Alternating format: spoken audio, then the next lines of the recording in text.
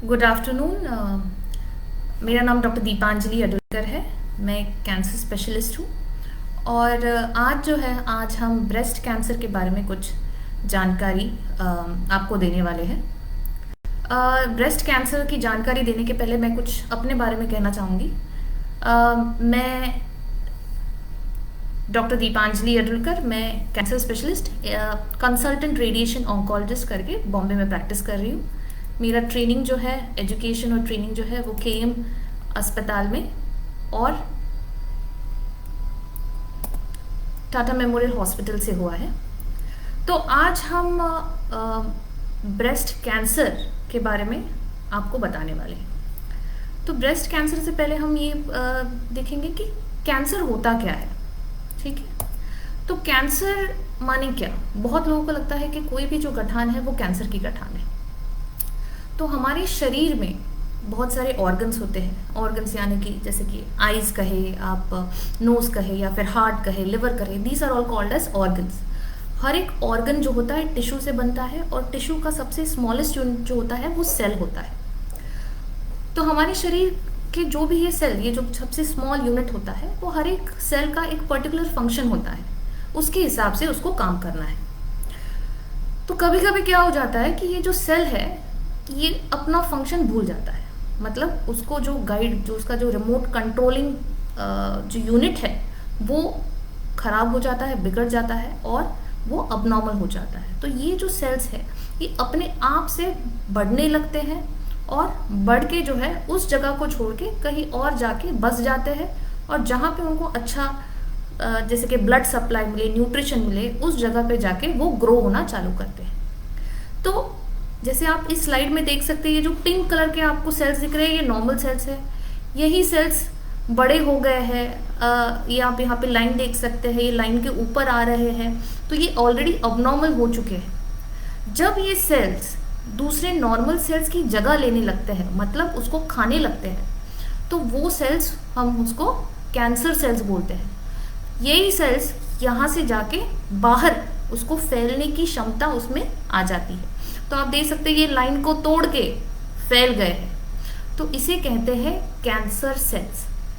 बहुत बार आता है कि हमारे पास पेशेंट्स आते हैं, बोलते हैं कि कैंसर के जर्म्स, तो कैंसर कोई इन्फेक्शन नहीं है, ठीक है, कि जिसके जर्म्स हो, कैंसर के सेल्स होते हैं। और ये सेल्स क्यों बनते हैं? क्योंकि कुछ कोई इरिटेशन हो उस जगह पे, जिससे जो नॉर्मल सेल्स अब नॉर्मल में टर्न हो जाते हैं। तो नॉर्मल सेल्स को एक ट्रिगरिंग फैक्टर होता है जिसके वजह से वो अब नॉर्मल हो जाते हैं। तो आज जो है हम ब्रेस्ट कैंसर के बारे में बात करेंगे। तो सिमिलरली ब्रेस्ट कैंसर जो टिश्यू होता है वो होता है मैमरी ग्लैंड्स, जो दूध की जो ग्लैंड्स होती है ब्रेस्ट में, स्तन में, ठीक है, उनमें उसके जो नॉर्मल सेल्स है अगर वो अबनॉर्मल हो जाते हैं और वो बढ़ने लगते हैं, गठान बनाते हैं, उस जगह के जो ग्लैंड्स है, मैमरी ग्लैंड्स है, दूध बनाने वाली जो ग्लैंड्स होती है, उसको रिप्लेस कर देते हैं और वो वैसे ही पूरा जो ब्रेस्ट है ब्रेस्ट कैंसर में टर्न हो जाता है। तो उसके साइंस एंड सिम्टम्स क्या होते हैं? जैसे कि वजन कम होना, भूख कम लगना, जल्दी थकावट महसूस होना, और ब्रेस्ट कैंसर के कुछ स्पेसिफिक सिम्टम्स और साइंस होते हैं। भूख कम लगना, वजन घटना, ये जनरली बहुत सारे कैंसर्स में ये कॉमन सिम्टम्स है। बहुत सारे कैंसर्स में ऐसा दिखाई देता है। माइंड यू, व्हेन आई से लॉस ऑफ वेट, मतलब आप अगर वेट लॉस के लिए कोशिश कर रहे हैं तो वो नहीं। जब अनकंट्रोल्ड, मतलब आपने डिसाइड किए बगैर वेट लॉस हो रहा है, तो that is abnormal weight loss, that is not normal weight loss. तो अभी हम देखेंगे कि ब्रेस्ट कैंसर के क्या साइंस होते हैं। तो कोई गठान महसूस होना ब्रेस्ट में, ठीक है, ब्रेस्ट में जो कोई गठान है उसके ऊपर की जो चमड़ी है वो चमड़ी का कलर चेंज होना, वो चमड़ी नीचे गठान को तो अगर चिपक रही है तो ऐसा, अगर ऐसा होता है तो वो भी नॉर्मल नहीं है। निपल जो है, निपल से कोई डिस्चार्ज आना, जैसे कि सब पानी आते रहना, लाल पानी आना, खून आना, निपल अंदर खिंच जाना, ऊपर की जो चमड़ी है वो रेड कलर में change in the colour of the skin, या फिर ऐसा हो सकता है कि वो वहाँ की जो चमड़ी है वो अंदर खिंच जाती है, और जैसे हम बोलते हैं कि स्किन में कैसे डिम्पल्स आते हैं, वैसे ब्रेस्ट के ऊपर भी बीच बीच में डिम्पल्स आ जाते हैं। तो अगर ऐसी कोई चीज़ आपको आपके ब्रेस्ट में दिखे तो वो नॉर्मल नहीं है, और इसकी जांच आपको तुरंत करनी चाहिए, और इसके लिए आपको ब्रेस्ट कैंसर स्पेशलिस्ट को मिलना चाहिए, या कोई भी कैंसर स्पेशलिस्ट को आपको उनको दिखाना चाहिए। और वो जो गठान या ऐसे कोई भी साइंस दिख रहे हैं, सिम्टम्स दिख रहे हैं, तो वो आपको उसका चेकअप करना चाहिए। अभी बहुत बार ऐसा होता है कि कोई गठान जो है बहुत सालों से है आपके पास, जो आपने कोई जांच भी करी है और जांच में बोला गया है कि सादी गठान है। तो वैसे ही हर एक गठान जो होती है वो कैंसर की गांठ नहीं होती है, ठीक है। जैसे मैंने कहा कि सेल्स जो है अपने आप से बढ़ने लगते हैं, लेकिन जब भी वो सेल्स वहाँ से उस जगह से निकल के बाहर आने की उनको क्षमता हो जाती है, या फिर दूसरे बाजू के सेल्स को खाने की क्षमता हो जाती है, वो कैंसर सेल्स होते हैं। तो हर एक गठान जो है वो कैंसर की गठान नहीं होती है, नॉर्मल सादी गांठ भी हो सकती है, बट उस गांठ को चेक करना बहुत ज़रूरी है। तो इसीलिए अगर कोई भी गठान महसूस होती है तो उसे चेक करवा लें। कभी कभी ऐसा होता है कि कोई गठान आपके शरीर में बहुत सालों से है, जो आपने चेक करी है, और चेक करने के बाद पता चला है कि सादी गठान है, कैंसर वाली नहीं है। लेकिन कुछ सालों के बाद आपने देखा है तो वो गांठ बड़ी हो गई है, उसके ऊपर पहले दर्द नहीं होता था, दर्द आना शुरू हो गया है, उसके ऊपर की चमड़ी चिपक गई है, उसके ऊपर की जो चमड़ी है उसकी कलर चेंज हो गया है। तो ये सारी जो चीज़ें हैं ये नॉर्मल नहीं है, तो आपको उस गठान की वापस जांच करनी चाहिए, ठीक है। ये हो गया ब्रेस्ट में क्या क्या साइंस और सिम्टम्स हो सकते हैं ब्रेस्ट कैंसर में। वैसे ही जैसे हम ब्रेस्ट कैंसर में ब्रेस्ट का जांच करते हैं, वैसे ही ब्रेस्ट के साथ साथ आर्मपिट, जो हम बोलते हैं काख जो बोलते हैं, या आर्मपिट जो बोलते हैं, या मराठी में जो बोलते हैं खांद्याच्या खाली जे आपण म्हणतो, सो इन दोज प्लेसेस वहाँ पे भी गठान आ सकती है, और वहाँ पे भी अगर गठान आती है तो उसको लाइटली ना लें, उसको जांच कराएं। तो अभी क्या क्या रिस्क फैक्टर्स हैं, किनको होता है ब्रेस्ट कैंसर, क्या किनको ब्रेस्ट कैंसर होने की संभावना बहुत ज़्यादा होती है। तो जैसे कि कई सारे कैंसर्स में धूम्रपान, मद्यपान, अल्कोहल, स्मोकिंग, टोबैको, ये सारे कैंसर फॉर्मिंग एजेंट्स के नाम से जाने जाते हैं।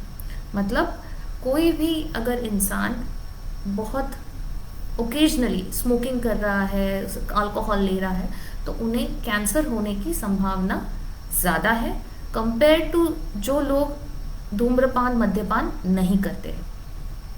वैसे ही ब्रेस्ट कैंसर, ये जो कैंसर ये थोड़ा सा हार्मोन इंड्यूस्ड है, इन द सेंस हमारे जो शरीर के जो हार्मोन लेवल्स है उससे ये बहुत ही निगडित है इसका एसोसिएशन। तो इसलिए जिन भी महिलाओं को मेंस्ट्रुअल साइकिल्स बहुत ज़्यादा होते हैं, यानी कि महीना जल्दी आने लगता है, उम्र के जल्दी आने लगता है, जैसे हम नॉर्मली बोलते हैं कि 13 साल की लड़कियों को महीना आता है, अगर 13 से जल्दी आ जाता है 8 से 10 साल की उम्र में, और उनका महीना जब भी बंद होता है, जो हम मीनोपॉज बोलते हैं, मासिक पाली बंद होना, वो जनरली नॉर्मल एज होता है 43 to 45 के पास। लेकिन अगर उससे लेट होता है जैसे कि 45, 48, तो normally in a life time जो उनका मेंस्ट्रुअल साइकिल्स है महीने का, उनका वो नंबर बढ़ जाता है। तो ऐसी स्थिति में उनको जो होता है ब्रेस्ट कैंसर होने की संभावना नॉर्मल लोगों से ज़्यादा होती है। सिमिलरली जो भी ओरल कॉन्ट्रासेप्टिव पिल्स लेते हैं, जो गर्भ निरोधक गोलियां होती है वो लेते हैं, 5 साल से अगर ज़्यादा ले रहे हैं तो उनमें भी ब्रेस्ट कैंसर होने की संभावना ज़्यादा है। मोटापा, या फिर जिनकी संतान नहीं है, संतान नहीं है उसका कारण यही होता है कि बेसिकली उनका मेंस्ट्रुअल साइकिल ज़्यादा होता है, जिनमें ब्रेस्ट फीडिंग नहीं होता है, या फिर कई बार ऐसा होता है कि एक पोस्टपार्टम या फिर डिलीवरी के बाद कभी कभी दूध बनता ही नहीं है शरीर में, तो ब्रेस्ट फीडिंग नहीं हो पाता है, तो ऐसे कंडीशंस में भी ब्रेस्ट कैंसर होने का रिस्क जो है वो ज़्यादा है। और कुछ रिस्क फैक्टर्स होते हैं जो फैमिलियल रिस्क फैक्टर्स होते हैं, मतलब फैमिली लाइन के थ्रू वो आगे आगे चले आते हैं, जिसको हम बोलते हैं हेरिडिटरी ब्रेस्ट कैंसर्स। तो अभी ब्रेस्ट कैंसर्स, ये तो मैंने कहा कि जो भी साइंस और सिम्टम्स है तो आप कैसे पहचान सकते हैं और कैसे आप खुद आपकी जांच कर सकते हैं। तो कभी कभी जब भी आपको पता है कि ऑलरेडी आपके फैमिली में फर्स्ट डिग्री और सेकेंड डिग्री रिलेशंस में रिलेटिव्स में ब्रेस्ट कैंसर हो चुका है, या मल्टीपल अलग अलग टाइप के बहुत सारे कैंसर्स हो चुके हैं, तो आपको डेफिनेटली आपका जेनेटिक टेस्टिंग करना चाहिए और देखना चाहिए कि आपके शरीर में कोई जेनेटिक म्यूटेशन है जिसके वजह से ये सारे कैंसर्स आपकी फैमिली लाइन में दिखाई दे रहे हैं। तो जेनेटिक म्यूटेशंस क्या होते हैं? जैसे मैंने कहा कि हर एक ऑर्गन का सबसे छोटा यूनिट सेल्स होता है, और सेल्स के अंदर हर एक सेल का एक पर्टिकुलर फंक्शन होता है। तो ये फंक्शन कौन बताता है सेल को? तो सेल्स को ये जो फंक्शन बताता है वो होता है डीएनए, और डीएनए के अंदर होती है जीन्स। तो हर एक जीन के हिसाब से सेल का फंक्शन होता है। तो जब भी ऐसे एक दो पर्टिकुलर जीन्स है जिसमें अबनॉर्मेलिटी आ जाती है, ठीक है, गड़बड़ा जाती है, तो उसमें वो सेल का फंक्शन लॉस हो जाता है और सेल नए फंक्शंस लेने लगता है, नए अपने अपने हिसाब से काम करने लगता है। तो वैसे ही ब्रेस्ट कैंसर के जो एक म्यूटेशन है जिसको हम बोलते हैं ब्राका म्यूटेशन, तो वो टेस्टिंग ज़रूर करना चाहिए अगर आपके फैमिली, जैसे कि आपकी मदर या फिर आपकी मासी या फिर आपकी बहन, आपकी बेटी, तो अगर इनमें अगर ब्रेस्ट कैंसर या फिर मल्टीपल कैंसर्स के लक्षण हैं तो ये टेस्टिंग ज़रूर करानी चाहिए। इससे हमें पता चलता है कि फैमिली लाइन में ये म्यूटेशन है या नहीं है, और अगर ये म्यूटेशन है तो हम क्या कर के ब्रेस्ट कैंसर आगे की जो संतति है उसमें प्रिवेंट कैसे कर सकते हैं। तो ब्रेस्ट कैंसर के लिए अगर देखा जाए तो स्क्रीनिंग ऐसा कोई चीज़ नहीं है। जैसे कि स्क्रीनिंग मतलब जो होता है वो मास, मतलब पूरा public mass for a big group of people. India में अभी फिलहाल ब्रेस्ट स्क्रीनिंग प्रोग्राम नहीं है।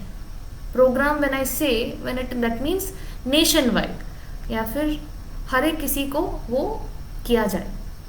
अभी हमारे पास जो आते हैं पेशेंट्स या फिर जो स्क्रीनिंग होता है वो वॉलंटरी स्क्रीनिंग होता है, यानी खुद कोई महिला हमारे पास आती है और वो कहते हैं कि हमें हमारा ब्रेस्ट कैंसर के लिए स्क्रीनिंग करना है या हमें जांच करनी है।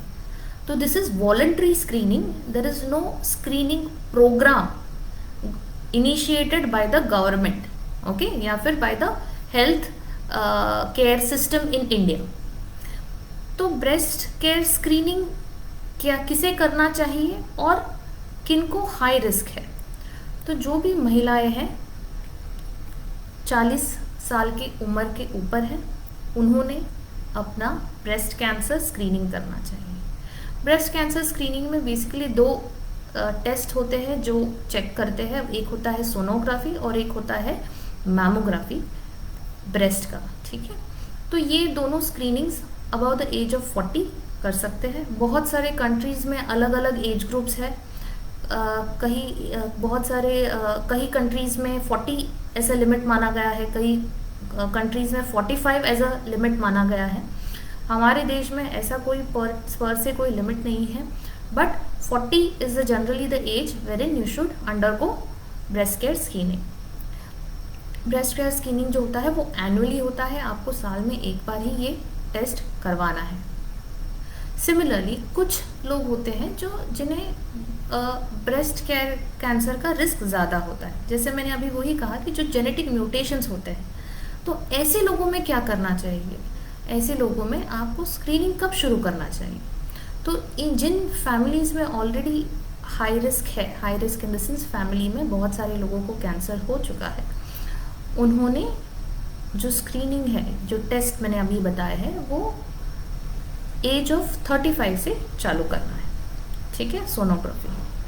अगेन ये टेस्ट जो है आप without any consultation of a cancer specialist ना करें, because again mammography is nothing but x rays, so there is again a risk of this x rays to the breast. तो when young women 30-35 or less than 40 years of age group, before doing this test should consult a cancer specialist and go ahead with the screening test। अभी ये मैंने आपको breast cancer के बारे में बताया है, ब्रेस्ट कैंसर के साइंस एंड सिम्टम्स के बारे में बताया है, स्क्रीनिंग बताया हुआ है, ठीक है, और कौन से पेशेंट ज़्यादा हाई रिस्क होते हैं, किन में ये जो स्क्रीनिंग है बहुत फ्रीक्वेंटली करना चाहिए या अर्ली करना चाहिए, ठीक है। और अगर जो मैंने कहा ये जो कैंसर जेनेटिक म्यूटेशन है, ब्राका म्यूटेशन है, तो हम क्या कर सकते हैं, तो उसके कई उपाय हैं।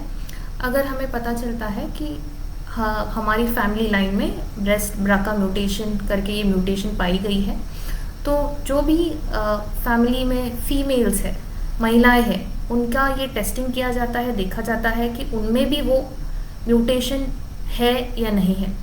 अगर उनमें वो म्यूटेशन है तो उनकी जांच की जाती है तो कि उनको कोई कैंसर के लक्षण है या नहीं। इनकेस अगर उनको कोई कैंसर के लक्षण नहीं है तो हमेशा एक उनका असेसमेंट किया जाता है कि रिस्क और बेनिफिट या फिर कितना रिस्क है उनको उनके लाइफ में आगे, उनकी जो भी at the age of detection of BRCA mutation, और उनकी आगे कितनी लाइफ है, उनका बाकी एसोसिएटेड रिस्क फैक्टर्स क्या है, जैसे मैंने ऑलरेडी बताया है, मोटापा, multiple menstrual cycles, early menarche, late menopause, धूम्रपान, मद्यपान, ये सारे रिस्क फैक्टर्स क्या है, और उसके हिसाब से एक रिस्क बेनिफिट रेशियो के हिसाब से इनको बताया जाता है आगे उनको कितना चांसेस है कैंसर आने का। और अगर वो कैंसर का चांसेस हाई है तो उसके लिए हम क्या कर सकते हैं, वो प्रिवेंशन करने का। तो उसके लिए भी प्रिवेंटिव मेजर्स अवेलेबल है जो आप सिर्फ एक कैंसर स्पेशलिस्ट की सलाह से ही आगे चलिएगा। अब हम देखेंगे कि आप खुद कैसे खुद आप चेक कर सकते हैं, जिसे हम बोलते हैं self breast examination. So self breast examination क्या होता है, ये तो मैंने आपको जो स्क्रीनिंग का है वो तो टेस्ट बताया है, जैसे कि सोनोग्राफी और मैमोग्राफी, लेकिन आप खुद घर बैठे बैठे भी आप खुद आपकी जांच कर सकते हैं, जिसे हम कहते हैं self breast examination. It's a very simple process. हर एक महिला ने, एवरी वुमेन, उन्होंने महीने के एक दिन, ठीक है, पूरे महीने में एक दिन में आपको ये जांच खुद आप घर पे कर सकते हैं, जिसे हम बोलते हैं सेल्फ ब्रेस्ट एग्जामिनेशन। मैं आपको बताऊंगी अभी ये। तो उसमें क्या करना है, you have to undress yourself, ठीक है, एक मिरर के सामने आपको आपके ऊपर के जो भी वस्त्र है वो निकालने हैं और आपके दोनों जो ब्रेस्ट है उनको एग्जामिन करना है। अगर आपके दोनों स्तन या फिर दोनों ब्रेस्ट सेम लग रहे हैं, ऊपर आपको कोई स्किन पे कोई चेंजेस नहीं है, नॉर्मल है दोनों साइड में, कोई गठान महसूस नहीं हो रही है, कहीं पे ऐसा कुछ खिंचाव दिख नहीं रहा है, कहीं पे कोई निपल पे कोई डिस्चार्ज नहीं है, यानी कि फिर मतलब सफ़ेद पानी या लाल पानी नहीं है, तो मतलब दोनों ब्रेस्ट ठीक है। फिर आपको क्या करना है, आपको ब्रेस्ट को एग्जामिन करना है। एग्जामिन मतलब क्या होता है, आपको खुद उसको छू के देखना है कि अंदर कोई गांठ है कि नहीं। इस प्रोसेस को हम बोलते हैं सेल्फ ब्रेस्ट एग्जामिनेशन। तो अगर ये आपका हाथ है तो this with the palm of your hand, not by the fingers, the palm, ये जो फ्लैट एंड होता है पाम का, इससे आप आपकी ब्रेस्ट को चेस्ट वॉल के अगेंस्ट प्रेस करें। समझे, अगर ये ब्रेस्ट है, ये आपका पाम है, तो ऐसे आप प्रेस करें और आप देखें कि आपको कोई गठान महसूस हो रही है कि नहीं, ठीक है।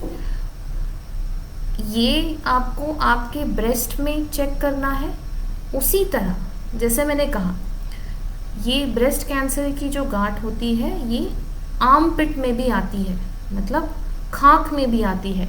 जैसे मैंने यहाँ पे जो दिख रहा है आपको, ये देखो, ये जो आर्म पिट है, ये आप स्लाइड्स में देख सकते हो, तो इधर भी आपको चेक करना है आपके फिंगर्स के थ्रू, इनसे, ये जो आपके फिंगर्स हैं इनसे आपको चेक करना है कि वहाँ पे कोई गांठ है कि नहीं। अगर आपको कोई गांठ महसूस होती है तो आपको उसकी जांच करवानी है, ठीक है। तो ये आप हर महीने, हर एक महिला को ये घर बैठे बैठे एक दिन करना ही है, ठीक है। तो इससे जो है, अगर आपकी इसमें कोई गांठ है तो बहुत जल्दी में पकड़ आएगी और उसका आगे का जो इलाज है वो जल्दी हो सकेगा। अगेन मैं वापस ये कहना चाहूँगी कि हर एक गांठ जो होता है वो कैंसर का गांठ नहीं होता है, वो सादा गांठ भी हो सकता है। तो डर के मारे आप घर पे ना बैठे रहिए, उसकी जांच करवा लीजिए। सादा गांठ है तो कुछ डरने वाली कोई बात नहीं है, लेकिन अगर कैंसर का गांठ है तो वो जल्दी पकड़ में आ जाएगा और आगे का जो ट्रीटमेंट है उसका बहुत जल्दी खत्म हो जाएगा। क्या करके हम जो है ब्रेस्ट कैंसर प्रिवेंट कर सकते हैं, ठीक है। मतलब क्या क्या कर सकते हैं जिससे हम ये देख सकते हैं कि ब्रेस्ट कैंसर हमें ना हो। How can we prevent it? तो कुछ चीज़ें तो बहुत ही सिंपल है, वो ना ही breast cancer but in all types of cancer, ठीक है। Avoid smoking, avoid consumption of tobacco, तंबाकू का कोई भी पदार्थ नहीं खाना है, धूम्रपान नहीं करना है, अल्कोहल कंजम्पशन नहीं करना है। Physical fitness, physical activity is very important. जैसे वेट हेल्दी होना चाहिए, जो लाइफस्टाइल चेंजेस है वो नॉर्मल होने चाहिए।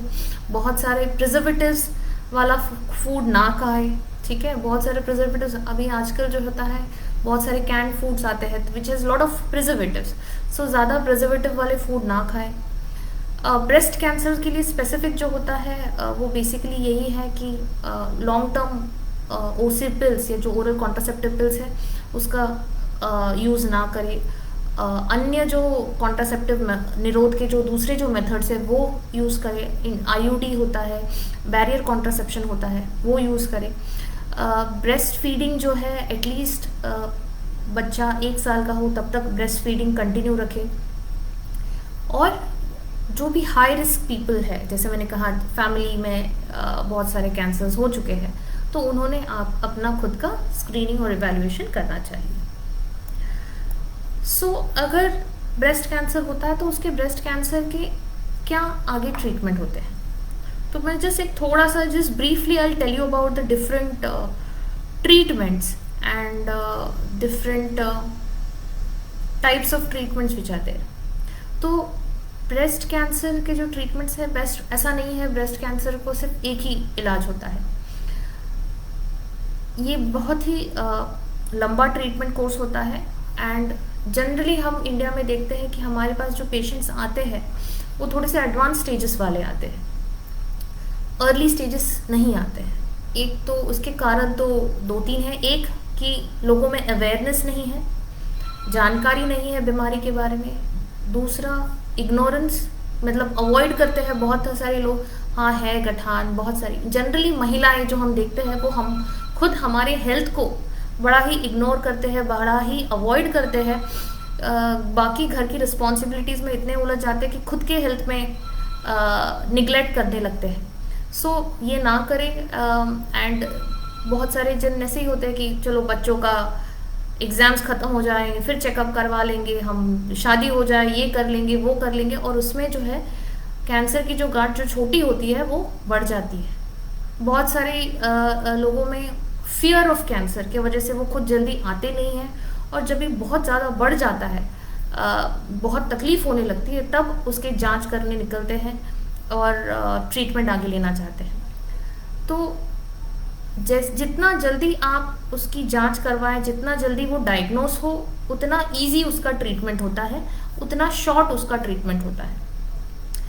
तो इसका जो ट्रीटमेंट है जनरली 4 टाइप्स ऑफ ट्रीटमेंट्स लगते हैं। It's a multi modality treatment, और ट्रीटमेंट जो कोर्स होता है वो लंबा होता है। एक होता है सर्जरी, जिसमें हम जो भी गांठ है वो ऑपरेशन करके निकाल देते हैं। दूसरा होता है कीमोथेरेपी, जिसमें हम दवाइयाँ देते हैं जिससे बीमारी जो है वो कंट्रोल में रहे, आगे और फैले नहीं। तीसरा होता है रेडिएशन। रेडिएशन मतलब हम एक्सरेज देते हैं वहाँ पे जहाँ पे भी बीमारी था, सो दैट वो वापस वहाँ पे आए नहीं। और चौथा होता है हार्मोनल थेरेपी, जो हार्मोन, जैसे मैंने कहा कि ब्रेस्ट कैंसर और हार्मोन्स का जो होता है बहुत ही क्लोज रिलेशन होता है, एसोसिएशन होता है। तो हम एक हार्मोनल थेरेपी देते हैं, या फिर जो हम कह सकते हैं एंटी हार्मोनल थेरेपी देते हैं, कि जिससे ये बीमारी जो है एक बार जब शरीर से निकल जाती है तो वापस वो आए ना, इसलिए हम करते हैं। अभी कैंसर सर्जरी के बारे में मैं जैसे कुछ कहना चाहूँगी, बिकॉज ये बहुत सारे पेशेंट्स आते हैं हमारे पास। और कैसा है कि पहले के ज़माने में ऐसा होता था कि सर्जरी जो भी, अभी कैंसर के बारे में हमें बहुत सारी जानकारी नहीं थी। अभी भी मैं कहूँगी कि हमारे पास अगर 10 चीज़ें हैं तो 10 चीज़ों में से हमें 8 चीज़ें पता है, 2 चीज़ें ऐसी अभी भी है जो हमें पता नहीं है। बट इन लास्ट 30 ईयर्स बहुत सारा प्रोग्रेस हुआ है in the field of cancer, और बहुत सारे नए टेक्निक्स आए हैं, नए इंस्ट्रूमेंट्स आए हैं, नए एक्सपर्टीज आए हुए हैं, जिससे हम कम से कम तकलीफ या फिर कम से कम नॉर्मल जो बॉडी का स्ट्रक्चर है उसको चेंज किए बगैर ट्रीटमेंट कर सकते हैं और बीमारी को जड़ से भगा सकते हैं। तो सर्जरी जो होता है वो लोकल ट्रीटमेंट होता है, उसमें जो भी गांठ है वो निकाल देते हैं। तो पहले के ज़माने में क्या होता था कि पूरा ब्रेस्ट निकाल देते थे, ठीक है। अभी हम जो क्या कर सकते हैं कि ब्रेस्ट को प्रिजर्व कर सकते हैं, और जो गांठ है वो सिर्फ गांठ को निकाल के, ट्यूमर को जो है वो निकाल के, उसको ब्रेस्ट को हम प्रिजर्व कर सकते हैं, ठीक है। बहुत लोगों में ऐसा होता है कि हम नहीं, ब्रेस्ट निकाल देंगे तो बीमारी वापस नहीं आएगा, ट्यूमर निकालेंगे तो बीमारी वापस आने का चांसेस है। तो ऐसा कोई डिफरेंस पाया गया नहीं है कि जिसमें अगर आप पूरा ब्रेस्ट निकालते हैं तो बीमारी वापस नहीं आएगा, और अगर आप ब्रेस्ट रखते हैं और सिर्फ ट्यूमर निकालते हैं तो बीमारी आने का चांसेस ज़्यादा है। ऑब्वियसली द क्राइटेरिया, आप कौन से पेशेंट में वो सिलेक्ट करो, कौन से पेशेंट में नहीं सिलेक्ट करो, that is to be decided by the surgeon, ठीक है। तो कैंसर के जो सर्जन्स होते हैं उनको सर्जिकल ऑन्कोलॉजिस्ट करके बोलते हैं, ठीक है। तो उनसे सलाह ज़रूर लेनी चाहिए, because it depends upon a lot of factors कि आपकी गांठ कितनी बड़ी या कितनी छोटी है, कहाँ पे है, आपका ब्रेस्ट का साइज़ कितना है। अगर आपका ब्रेस्ट का साइज़ छोटा है और गांठ बड़ी है तो ऐसी कंडीशन में ब्रेस्ट का सेव करना मुश्किल होता है, ठीक है। ब्रेस्ट का सेव करना मुश्किल होता है। सो ऐसी कंडीशंस में हम ब्रेस्ट, जैसे कि है ट्यूमर को निकाल नहीं सकते हैं, पूरा ब्रेस्ट को निकालना पड़ता है। तो इट डिपेंड्स ऑन कंडीशंस, जैसे आपका जो भी आपका स्टेज है, जो भी आपका साइज ऑफ ट्यूमर है, कहाँ पे है, it depends on lot of things. तो उसके लिए आपको एक कैंसर सर्जन का सजेशन लेना पड़ेगा, उनको दिखाना पड़ेगा, तो उसके हिसाब से आप कर सकते हैं। But I want to stress कि ये भी एक ऑप्शन है, तो अगर आप इस ऑप्शन के लिए सूटेबल है तो आप ये ज़रूर कर सकते हैं। ऐसा नहीं है कि अगर आप ब्रेस्ट सेव करते हो तो कैंसर वापस आने की क्षमता ज़्यादा है। दूसरा टाइप का, जैसे मैंने कहा कि कीमोथेरेपी होता है। कीमोथेरेपी ये एक सिस्टमिक थेरेपी होता है, मतलब सिस्टमिक इन द सेंस कि हम इंजेक्शन देके दवाई देते हैं तो उसका जो असर होता है पूरे बॉडी में होता है, उसका फ़ायदा भी जो होता है पूरे बॉडी में होता है। तो फ़ायदा ये होता है कि जो भी माइक्रोस्कोपिक सेल्स हैं जो हमें दिखाई नहीं देती है लेकिन शरीर में खून से वो कहीं और चले गए हैं तो उनको वो नष्ट कर देता है। तीसरा, जैसे मैंने बताया कि रेडिएशन थेरेपी होता है। रेडिएशन थेरेपी मतलब जैसे सीटी स्कैन, एक्सरेज होता है, सेम वैसा ही होता है, सिर्फ उनका पावर थोड़ा ज़्यादा होता है। अगेन ये लोकल ट्रीटमेंट होता है, तो जहाँ पे ट्यूमर होता है वहीं पे हम देते हैं। ये बिल्कुल ही इसका ज़्यादा कुछ साइड इफ़ेक्ट्स होता नहीं, ऐसा नहीं है। बहुत लोगों के मन में डर बैठा रहता है कि रेडिएशन मतलब जला देते हैं, शॉक लगता है, तो ऐसा कुछ नहीं है। जैसा एक्सरे जैसा आप लेते हैं छाती का एक्सरे, वैसा सेम होता है। उसमें आपको कोई कुछ फील नहीं होता है, कुछ नहीं होता है। आपका जो ट्रीटमेंट है आपकी बीमारी के हिसाब से आपको उतना सेशंस में होता है। जनरली थोड़ा 3 से 5 हफ्ते का ट्रीटमेंट होता है रेडिएशन का, और हर दिन सिर्फ 5 या 10 मिनट का ही ट्रीटमेंट होता है। तो ये बहुत ही नॉन टॉक्सिक ट्रीटमेंट है, एंड इट डिपेंड्स आपका कौन सा स्टेज का कैंसर है उस हिसाब से। हर एक पेशेंट को रेडिएशन थेरेपी लगे ऐसा ज़रूरी नहीं है, ठीक है। तो जो भी आपका ट्यूमर है, जब भी आपका ऑपरेशन होता है, जब भी आपका स्टेजिंग होता है, उसके हिसाब से डिसाइड होता है कि आपको क्या क्या ट्रीटमेंट आगे लग सकता है।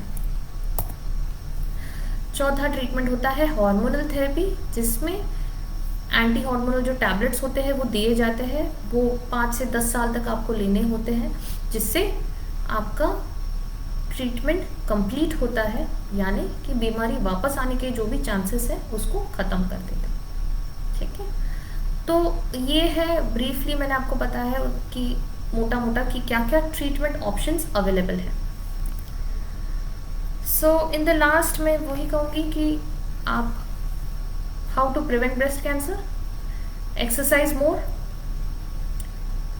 Good healthy eating habits, healthy lifestyle habits, stop smoking, stop drinking alcohol, identify any of the breast changes, जैसे मैंने आपको कहा जो भी breast changes होते हैं, ठीक है, वो आप आइडेंटिफाई करें। कोई भी जैसे कि स्क्रीनिंग मैंने आपको कहा है, एक तो कहा है सेल्फ ब्रेस्ट एग्जामिनेशन जो आप खुद कर सकते हैं, और about the age of 40 mammography करिए, about the age of 35 in high risk patients do a sonography, get yourself evaluated by a cancer specialist, and know the facts about breast cancer and don't be scared about the pills. एक चीज़ मैं कहना चाहूँगी कि बहुत बार ये हमने बहुत commonly देखा है कि बहुत लोगों को होता है कि कैंसर ठीक नहीं हो सकता है, तो ऐसा नहीं होता है। कैंसर के स्टेजेस होते हैं, जैसे मैंने कहा first, second, third, fourth. First and second early stages होते हैं, third and fourth advance stages होते हैं। फोर्थ में भी टाइप्स होते हैं ABC। जो C टाइप होता है वो होता है लास्ट स्टेज कैंसर का, जिसमें कैंसर जो है अलग जगह पे फैल गया है। कैंसर मतलब ब्रेस्ट को छोड़ के कहीं और जाके वो फैल गया है, लिवर में चला गया, पेट में चला गया है, ऐसी सब जगह पे। तो कैंसर इज डेफिनेटली ट्रीटेबल। हर एक कैंसर के स्टेज का इलाज है। अगर आपका कैंसर अर्ली स्टेजेस का है तो वो पूरी तरह से ठीक हो सकता है। तो इसीलिए जैसे ही आपको छोटी गांठ कुछ महसूस हो, आप तुरंत उसकी जांच कराएं। कैंसर इज़ नॉट कंटेजियस, ऐसा नहीं है कैंसर छूने से फैलता है, ठीक है। It doesn't spread through touch और थ्रू कफ। बहुत लोगों को होता है कि मेरे घर में कैंसर का पेशेंट है तो मुझे हो जाएगा क्या, या फिर मेरे बच्चों को हो जाएगा क्या, तो क्योंकि हम साथ में रहते हैं। तो साथ रहने से कैंसर नहीं फैलता है, ठीक है। It is not contagious. बहुत सारे लोग आयुर्वेदा पे बड़ा बिलीव करते हैं कैंसर के लिए, तो मैं कहना चाहूँगी कि there is no benefit of Ayurvedic treatments और एनी होम्योपैथिक ट्रीटमेंट्स और any herbal medication for cancer. Cancer में ये कोई भी काम नहीं करता है, ठीक है। तो there is alternate medicine can not treat.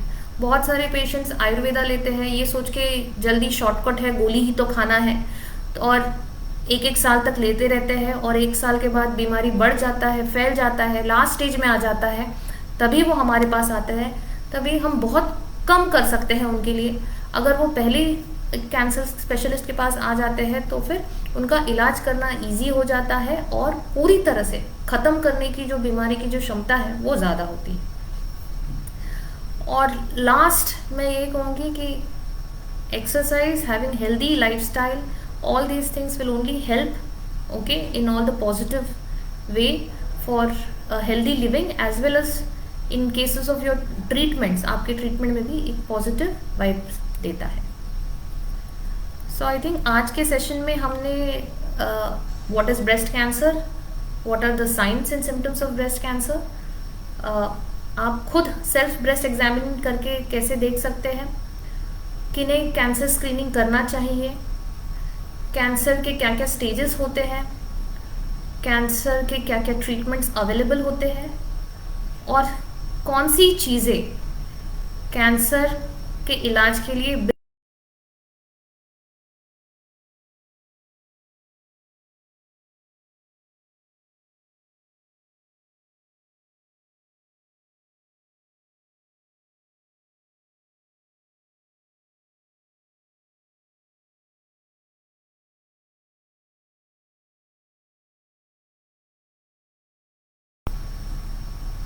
Okay. So 3 questions आए हुए हैं। पहला क्वेश्चन आया हुआ है कि can breast cancer occur in girls between the age of 15 to 18 years? Yes, it can occur. Breast cancer generally हम जो देखते हैं कि कौन से एज ग्रुप में वो ज़्यादा पाया जाता है। तो जनरली ब्रेस्ट कैंसर जो होता है 25 to 35 years of as group में ज़्यादा दिखता है, और दूसरा है कि सेकेंड पीक जो होता है उनका होता है कि 45 to 50 ईयर्स के एज ग्रुप में ज़्यादा दिखता है। तो there are 2 peaks of breast cancer. अभी करंटली हम देखते हैं कि जो यंग बच्चे होते हैं, यंग फीमेल्स होते हैं, टीनेजर्स होते हैं, उनमें भी ब्रेस्ट कैंसर होने की जो क्षमता है वो बढ़ रही है। The numbers are increasing. तो breast cancer can occur in the age group of 15 to 18 years age well.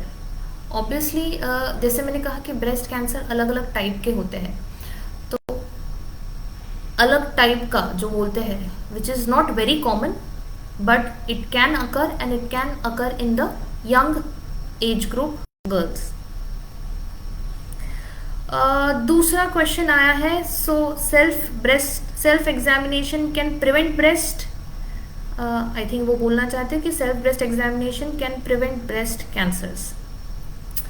तो self breast examination cannot prevent breast cancers. Self breast examination can identify, can identify if you have a breast cancer and you can take early treatment। तो अगर आप ये खुद examine करते हैं तो अगर कोई गठान है तो आपको तुरंत महसूस होगी और आप उसकी जल्दी जांच कर सके, और अगर वो कैंसर निकलता है तो बहुत ही अर्ली स्टेज होता है, तो आपके जो ठीक होने के जो चांसेस है वो 90% के ऊपर हो जाते हैं। ठीक है। So self breast examination cannot prevent but can help you in early diagnosis of the tumour. तीसरा क्वेश्चन किसी ने पूछा है, why is breast cancer become the most fast spread cancer in India? Okay, so lifestyle changes, जैसे मैंने कहा है कि जैसे मैंने रिस्क फैक्टर्स मैंने ऑलरेडी बताया है कि what are the risk factors for breast cancer. तो अब देख सकते हैं कि हमारी जो लाइफस्टाइल है वो काफ़ी चेंज होती जा रही है। मोटापा बढ़ रहा है, फिजिकल एक्टिविटी कम है, alcohol consumption, tobacco consumption, smoking has increased. बहुत सारे जैसे कि अभी ब्रेस्ट फीडिंग कम होते जा रहा है, जो फर्स्ट प्रेगनेंसी भी हो रही है it is beyond the age of 35 years. So these are all the things which have changed over the last 10 years. So that's why breast cancer is amongst you can say amongst one of the first out of the 4 top cancers found in India. Breast cancer is one of them.